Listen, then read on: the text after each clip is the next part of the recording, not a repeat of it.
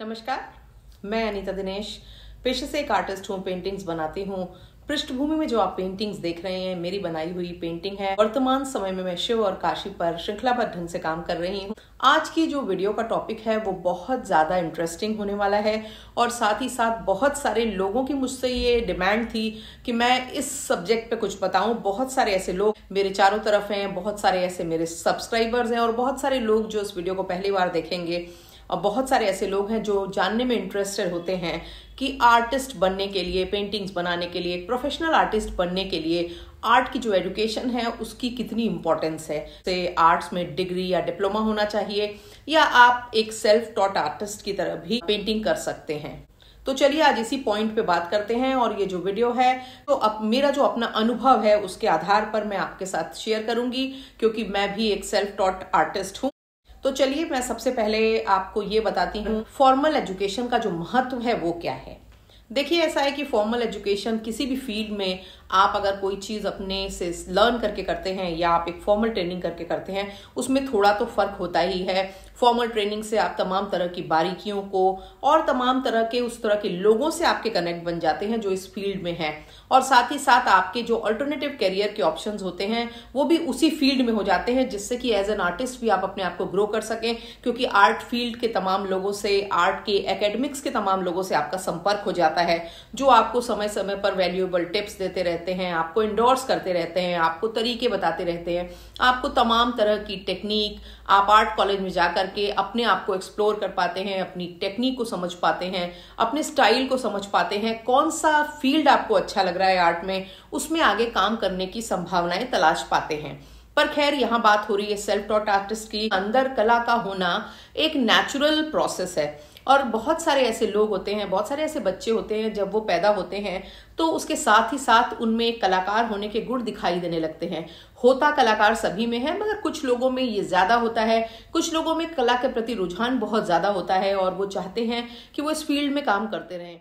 सबसे पहला काम, अगर आप एक सेल्फ टॉट आर्टिस्ट हैं और आर्ट की फील्ड में एक अच्छा करियर बनाना चाहते हैं, आपको लगता है कि आप में संभावनाएं हैं कि आप एक अच्छा आर्टिस्टिक करियर आपका हो सकता है, तो सबसे पहले तो आपको उस फील्ड के लोगों से मिलना जुलना पड़ेगा और उस फील्ड के जो तौर तरीके हैं वो सब समझने पड़ेंगे। क्योंकि जब तक आप ये जानेंगे नहीं कि आप एज एन आर्टिस्ट दुनिया के सामने जाएं कैसे, तो आप एक आर्टिस्ट के तौर पे अपना करियर नहीं बना सकते हैं। इसके लिए आप बहुत सारे ऐसे लोग हैं, पुराने सीनियर आर्टिस्ट हैं, उनके संपर्क में आ सकते हैं। दूसरा, किसी वजह से अगर आप फॉर्मल एजुकेशन नहीं ले पाए हैं तो भी आपको ये तो करना ही पड़ेगा कि आपको बड़े बड़े जो मास्टर आर्टिस्ट हैं उनकी पेंटिंग्स को स्टडी करना चाहिए। और मैंने जब एज एन आर्टिस्ट करियर बनाने की सोची, उस समय इंटरनेट आ चुका था, कंप्यूटर का जमाना शुरू हो चुका था। मैंने उसका बहुत ज़्यादा फ़ायदा उठाया। मैं घंटों बैठ करके दुनिया भर की तमाम बड़ी गैलरीज, म्यूजियम की वेबसाइट्स पे जाती थी, वहाँ पे जो पेंटिंग लगी होती थी उनके प्रिंट्स निकालती थी और फिर उस तरह की पेंटिंग्स को देख करके उनकी टेक्निक को समझती थी। बहुत सारा ट्रायल एंड एरर करके मैं उन पेंटिंग्स को बनाने की कोशिश करती थी। और मुझे हमेशा से ही सेमी एब्स्ट्रैक्ट, एब्स्ट्रैक्ट, इम्प्रेशनिस्ट जो फॉर्म्स थे आर्ट के, वो मुझे ज़्यादा अट्रैक्ट करते थे। और धीरे धीरे करके मैंने तमाम दुनिया भर के जो बड़े बड़े म्यूजियम थे उनकी वहाँ पर जो मास्टर आर्टिस्ट की पेंटिंग्स थी, जो मुझे लगता था कि नहीं, मैं इस शैली को जानना चाहूँगी, मैं इस शैली में काम करना चाहूँगी या मुझे इसी शैली में काम करना है, मैंने उनको डाउनलोड करना शुरू किया। उन तमाम पेंटिंग्स की मैं स्टडी करती थी। और उस जमाने में यूट्यूब वीडियोस तो होते नहीं थे जिसको कि आप देख करके समझ सकें। और धीरे धीरे करके समय के साथ साथ एक दिन में ऐसा चमत्कार नहीं हुआ कि मैं एक मैच्योर आर्टिस्ट के रूप में कन्वर्ट हो गई हूँ। धीरे धीरे एक सीढ़ी दर सीढ़ी में बढ़ती गई और खुद को, और काफ़ी ज़्यादा मैंने काम किया। और क्योंकि मेरी उस समय एज ऐसी थी कि फैमिली को सेटअप करने की एज थी, उस समय मैंने अपने बच्चों को जन्म भी दिया, उनको पाला पोसा बड़ा भी किया। पर उस दौरान भी मैं, जब वो छोटे थे तो जब वो सो जाते थे तो मैं रात भर काम करती थी। उस दौरान भी मैंने लगातार शोज लगाए और कभी भी फैमिली से रिलेटेड इस तरह की रिस्पॉन्सिबिलिटीज को अपने काम के आड़े नहीं आने दिया और न ही काम की वजह से फैमिली की जो रिस्पॉन्सिबिलिटी है उनको बैक सीट पे रखा। मैंने खुद से थोड़ा एक्स्ट्रा एफर्ट किया, अपने आप को थोड़ा ज्यादा झोंका और धीरे धीरे करके इम्प्रोवाइज करना शुरू किया। तीसरी जो सबसे इंपॉर्टेंट चीज थी कि मैं अपनी बहुत बड़ी क्रिटिक थी। आज की डेट तक जब मैं पेंटिंग बनाती हूं तो मैं उससे कभी भी संतुष्ट नहीं होती हूं, और ये बात मैं आपको एकदम दिल की कह रही हूं और सच कह रही हूं। बहुत सारे लोग उनको पसंद करते हैं, बहुत सारे लोग अप्रिशिएट करते हैं, और खास करके जब कला की फील्ड के जो सीनियर लोग हैं, जो एकेडमिक्स के लोग हैं, वो जब उनको अप्रिशिएट करते हैं तो दिल में संतोष होता है। मुझे लगता है कि हम सब लोग हर दिन कुछ नया सीखते हैं, और जो लोग जिंदगी में सच में अपने आप को इम्प्रोवाइज करते हैं, अपने आप को आगे की तरफ बढ़ाते हैं, वो वही लोग होते हैं जो अपने आप को कभी भी मास्टर नहीं समझते हैं, जो अपने आप को हमेशा स्टूडेंट समझते हैं और हर दिन कुछ नया लर्न करते हैं, हर दिन अपने को क्रिटिकली एनालाइज करते हैं, अपनी कमियों को देखते हैं, अपनी गलतियों को देखते हैं और उनमें लगातार सुधार करते हैं, उनको लगातार अपग्रेड करते हैं। चौथी चीज जो सब बहुत ज्यादा इंपॉर्टेंट थी वो ये थी कि दूसरों से राइवलरी रखनी है और दूसरों से आपको ईर्ष्या बिल्कुल नहीं करनी है। हम जब ग्रुप शोज लगाते हैं या हम किसी ऐसी गैलरी में शो करते हैं जहां पे 3, 4, 5 आर्टिस्ट होते हैं, ऐसे में कई बार एक किसी आर्टिस्ट को ज्यादा एप्रिसिएशन मिलता है, आप उससे थोड़ा पीछे अपने आप को देख पाते हैं, या कई बार ऐसा होता है कि आपको लगता है कि उसका काम काफी बेहतर है और उसकी जो टेक्निक है वो आपसे बहुत बेहतर है, वो आपसे एक बेहतर आर्टिस्ट है। ऐसे में उससे जलने की जगह, उससे ईर्ष्या करने की जगह, उससे कुढ़ने की जगह उसकी भी बेस्ट चीज सीखने की कोशिश करनी चाहिए, उसको भी सराहना चाहिए और उसकी कला की जो बारीकियां हैं उनको पकड़ने की कोशिश करनी चाहिए। क्योंकि अगर आप दूसरों से ईर्ष्या रखेंगे, दूसरों को लेट डाउन करने के लिए उनके बारे में जजमेंटल होंगे, गलत बातें कहेंगे, आप अपनी लाइफ में कभी आगे बढ़ ही नहीं सकते हैं। अगर आप सच में आगे बढ़ना चाहते हैं तो आपको छोटी छोटी चीजों को छोड़ देना पड़ेगा जिंदगी में, और अपनी फील्ड में भी यही आपको करना होगा कि आपको ये सोचना कि मेरा फायदा हो जाए उसका ना हो, और वो मुझसे कैसे आगे निकल रहा है, इस तरह की चीजों को बिल्कुल भी नहीं देखना होगा। आपको सिर्फ ये डिसाइड करना होगा कि आपका जो फोकस है वो क्या है। यानी कि अर्जुन की तरह आपको मछली की आंख पे निशाना साधना है। दुनिया में आजू बाजू कौन क्या कर रहा है, कौन क्या कह रहा है, आपके बारे में कौन सही कहता है, कौन गलत कहता है, इन चीजों पे आपको बिल्कुल भी ध्यान नहीं देना पड़ेगा। और ये पॉइंट मैं स्पेशली लेडीज के लिए बहुत इंपॉर्टेंट समझती हूँ, क्योंकि हम जिस सोसाइटी में रहते हैं वो खास करके काम करने वाली लेडीज को, और जो कि इस तरह के काम करती हैं, फ्रीलांसिंग के काम करती हैं, उनको बहुत ही ज्यादा जजमेंटल होकर के देखती है।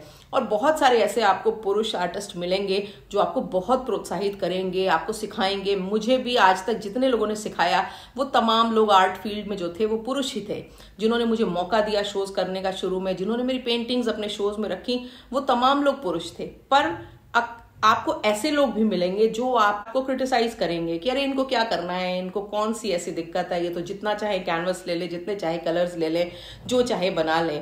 वो आपको इस नजरिए से देखेंगे, आपके बारे में इस तरह की बातें करेंगे। वो ये नहीं कहेंगे कि एक इंसान को संतुष्ट है अपनी जिंदगी में, फिर भी वो लगातार काम कर रहा है, इसका मतलब उसका जो जुनून है, उसका जो जज्बा है वो कितना ज्यादा आगे है, कितना ज्यादा तेज है, कितना उसके ऊपर हावी है। हमारी जो सोसाइटी है वो इन चीजों को नहीं समझती है, क्योंकि ज्यादातर लोगों की अपब्रिंगिंग ही इस तरह नहीं होती है कि वो लेडीज के स्ट्रगल को, उनकी तकलीफ को, उनकी मेहनत को अप्रिशिएट कर सकें।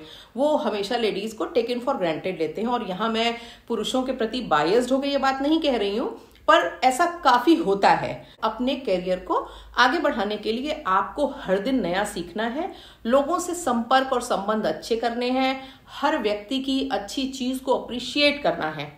ये नहीं कि अगर किसी के पास आपसे कोई अच्छी विधा है, आपसे अच्छा गुण है, आप उसका स्टाइल आपसे अच्छा है, उसका कलर संयोजन आपसे अच्छा है, तो आप उसके लिए उसके प्रति ईर्ष्या का भाव रखें। नहीं, उसको समझें, उसको स्टडी करें। और प्रतिस्पर्धा बुरी चीज बिल्कुल भी नहीं होती है, आपको बिल्कुल प्रतिस्पर्धा करनी चाहिए, पर जिंदगी में हेल्दी प्रतिस्पर्धा सब कुछ होती है। पांचवी और बहुत इंपॉर्टेंट चीज जो मैं आपको बताऊंगी वो बताऊंगी कि अगर आप एक सेल्फ टॉट आर्टिस्ट हैं तो आपकी जो एक्सेप्टेबिलिटी है इस फील्ड में वो नॉर्मल से मुश्किल होगी, क्योंकि जो एक एकेडमिशियन है वो भी आपको जज करेगा, जो उस विधा को पढ़ के आए लोग हैं उनको भी आप इंट्रूडर के जैसे दिखाई देंगे। आपको उनको लगेगा ये तो हमारी फील्ड में खाम खा घुस गए, कहीं आप कामयाब हुए उनके साथ शो करने में, आपका शो ज्यादा कामयाब हो गया, तो वो या तो आपको क्रिटिसाइज करेंगे या दूसरों को उसका क्रेडिट देने लगेंगे कि इसकी वजह से ऐसा हुआ, उसकी वजह से ऐसा हुआ।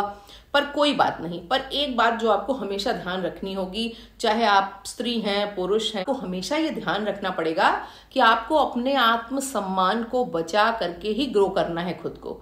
क्योंकि अगर आप अपनी सेल्फ रिस्पेक्ट ताक पे रख देंगे, गैलरी भटकने लगेंगे और लोगों के पीछे दौड़ने लगेंगे, तो ये दुनिया बहुत क्रूअल है, वो आपको टेकन फॉर ग्रांटेड ले लेगी लेगी और आपको वो एकदम से सुलभ और सस्ता समझ लेगी। पर इसका मतलब ये भी नहीं है कि आप लोगों से संबंध ना बनाएं। आप बिल्कुल उस फील्ड के लोगों से संबंध बनाएं, उस फील्ड के सीनियर लोग हैं जो एकेडमिशियंस हैं उनके संग श्रद्धा का भाव रखें, सम्मान का भाव रखें। पर आप अपने आप को ऐसा भी मत बना दें कि लोग आपको फालतू समझने लगें, क्योंकि एक तो शुरू शुरू में जब हम काम शुरू करते हैं हमारे काम में उतनी मैच्योरिटी नहीं होती है और हम अपने आप को इम्प्रोवाइज करने के दौर में होते हैं। उस दौर में आप ग्रुप शोज कर रहे हैं, सोलो कर रहे हैं, सब कर रहे हैं, पर आप ये मान के चलें कि आपका रास्ता बहुत लंबा है, आपको बहुत आगे तक जाना है और हर दिन आपको नई चीज सीखनी है। तो आपको अपने आप को धीरे धीरे एक्सपोज करना पड़ेगा इस फील्ड की प्रति, इस फील्ड के लोगों के प्रति, और अपनी आर्ट को आप खुद एनालाइज कर लें। जैसे शुरू शुरू में मैं शोज लगाती थी तब तो मैं बहुत ही शर्मिंदा कई बार होती थी ये सोच करके कि अरे यार कितनी बुरी पेंटिंग बनी है, इसमें तो कलर्स ही नहीं मिक्स हुए हैं, इसमें तो ब्रश के स्ट्रोक्स दिखाई दे रहे हैं, इसमें वो चीज तो आ ही नहीं रही है जो मैं चाहती थी।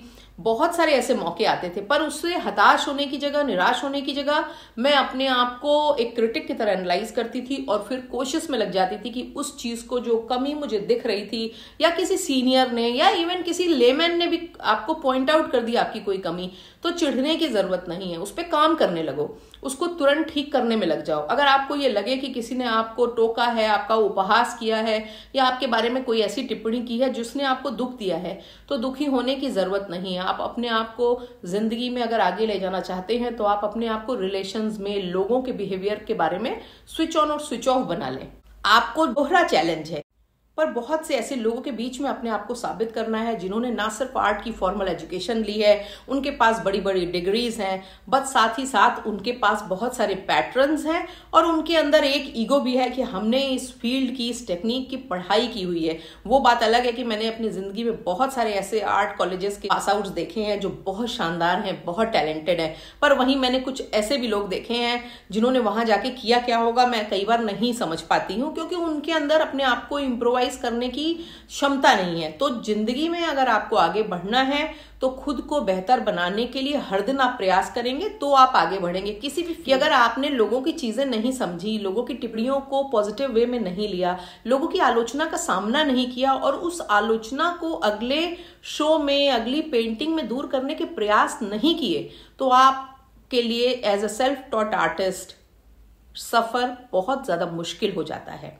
तो इसलिए आप दोहरे चैलेंज से जूझ रहे हैं, आपको खुद को साबित भी करना है और इस फील्ड में पैर भी जमाने हैं जिसमें पहले से ऑलरेडी उस फील्ड के महारथी जुटे हुए हैं। और एक बहुत इंपॉर्टेंट चीज ये है कि आप कभी भी अपॉर्चुनिटीज को खोजते रहें। आपको बुक कवर डिजाइन करने मिल रहे हैं उसको करिए, आपको कमीशन पेंटिंग बनाने के काम मिल रहे हैं वो करिए, आपको कोई अपने यहाँ वॉल आर्ट बनाने कहता है वो भी कर दीजिए। शुरुआत में ईगो को इस बगल में रखिए और जो भी काम मिले करिए, क्योंकि आर्ट में जो मेरा अनुभव है, डिग्री होना बहुत इंपॉर्टेंट है, डिग्री के बहुत फायदे हैं, पर सबसे ज्यादा जो फायदा है वो प्रैक्टिस का है, क्योंकि ये एक विधा है, स्किल है। इसमें आप जितना अपना हाथ मांझेंगे उतना आप बेहतर काम कर पाएंगे। और लास्ट में जो मैं आपको बोलना चाहती हूँ वो ये है कि आप अपनी आंखों को, कान को, अपने दिल को, दिमाग को सब कुछ खुला रखिए और हर दिन कुछ ना कुछ नया अर्जित कीजिए। आर्ट में इंटरेस्ट है इसका मतलब ये नहीं है कि आप लिटरेचर से कट जाएं, इसका मतलब ये नहीं है कि आप देश दुनिया में क्या हो रहा है उससे कट जाएं। आप सब चीजों पे पैनी नजर रखें और अगर आप एक प्रैक्टिकल आर्टिस्ट बनना चाहते हैं तो आपको सारी दुनिया में जो चीजें हो रही हैं, आपके आसपास क्या चीजें हैं, समाज में क्या चल रहा है, सब पे आपको पैनी नजर रखनी चाहिए। ये तमाम फैक्टर्स भी आपकी कला को एक विस्तार देते हैं, आपको लोगों के बीच में आपको की इमेज बिल्डिंग में सहायक होते हैं। आप एज एन आर्टिस्ट अपने आप को ब्रांड बनाने की कोशिश में लग जाए। आर्टिस्ट जो होते हैं, हमारे पास कोई बहुत बड़ी पीआर एजेंसी नहीं है। इंडिया में आर्टिस्ट की जो कमाई है वो इतनी नहीं है कि वो फिल्म आर्टिस्ट की तरह, क्रिकेटर्स की तरह, पॉलिटिशियंस की तरह, बड़े बड़े कॉर्पोरेट्स की तरह पीआर एजेंसी हायर करके अपनी इमेज बिल्डिंग कराए। तो फिर क्या बचता है? हमको खुद से अपनी इमेज बिल्डिंग करनी है, अपने ब्रांड को एस्टेब्लिश करना है। उसका सबसे अच्छा तरीका यह है कि शुरुआती दौर में तो कम से कम आप अपने व्यक्तित्व से, अपने काम से लोगों को ज्यादा से ज्यादा फेमिलियर कराएं।